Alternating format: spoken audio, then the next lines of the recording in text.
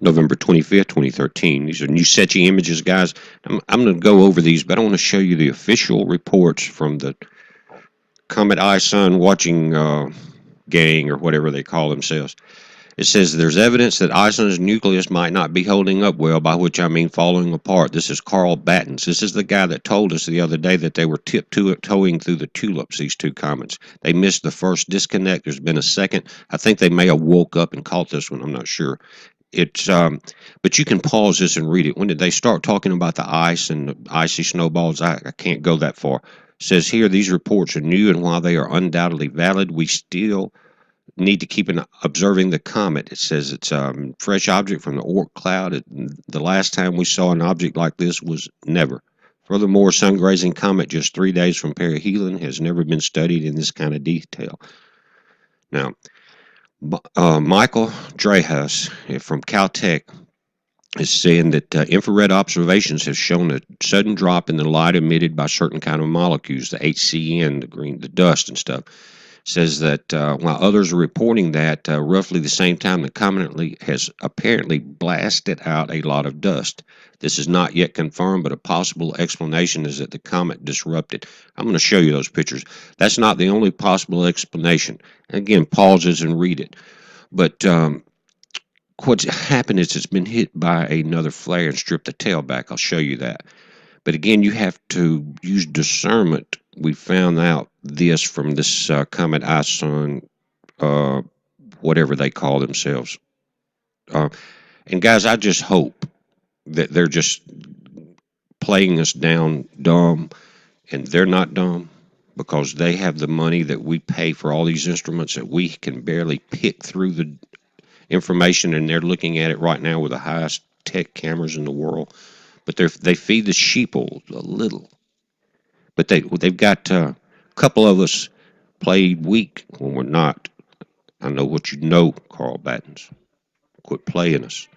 The Bible says that a watchman that does not warn the people, their blood is on his hands. If he warns them and they heed not, their blood is on their own hand, Carl. The Watchman's Creed from the Old Testament. Check this out. Second disconnect, Ison's 24 million miles further away from the camera than Inky. Can you believe that? And they're relatively, now they're saying, could both be around 5K. We know Inky's 4.8. They're giving Ison 1 to 5, possibly a 3.5. The max they're saying Ison is 3.1 miles.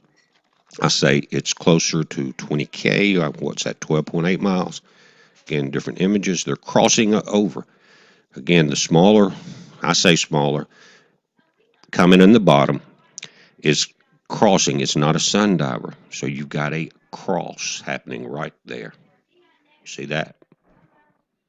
Amazing images to me. I mean, you're looking at God's world, what he sees, the entire universe.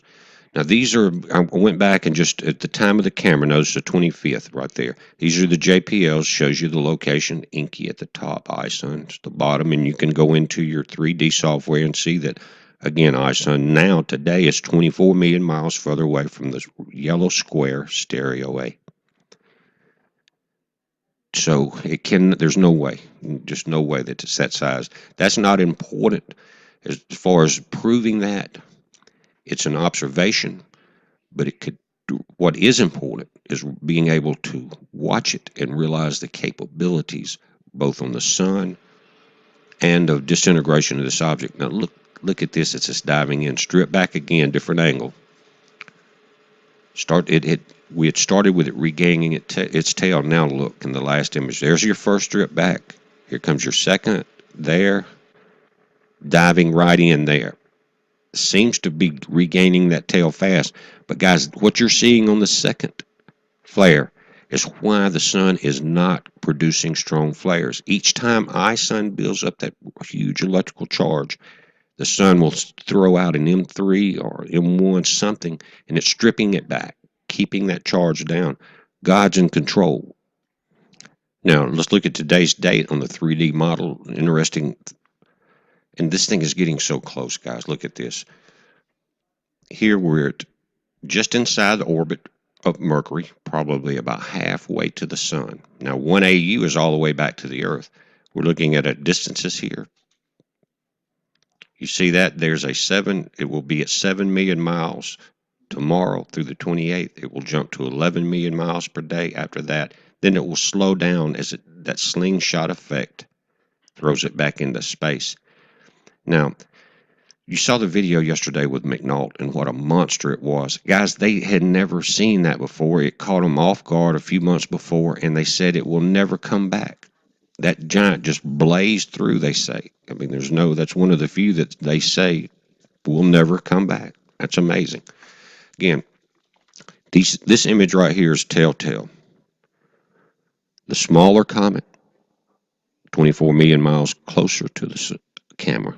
The larger one, Ison, on the other side, 24 million miles away from this. But they're supposed to be within a half a kilometer of the same size. We'll see, guys. It's heads up. Be safe. Watch for the updates. We're going to watch the SDO through the perihelion. Be safe.